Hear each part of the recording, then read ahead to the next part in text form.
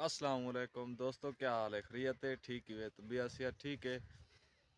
ਤੁਹਾਡੀ दुआ नाल ते अल्लाह पाक दे फजल ते करम नाल अज आ गए हैं दोस्तों घाह दे उत्ते। सर्दी बहुत शदीद है।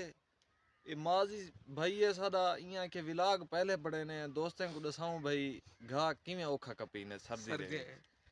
मम्मी डैडी बालंग मम्मी डैडी ता दोस्तों यकीन करो हथ ते पैर ठंडे यख थे खड़न घाह को हाथ लावन दा दिल नहीं आता।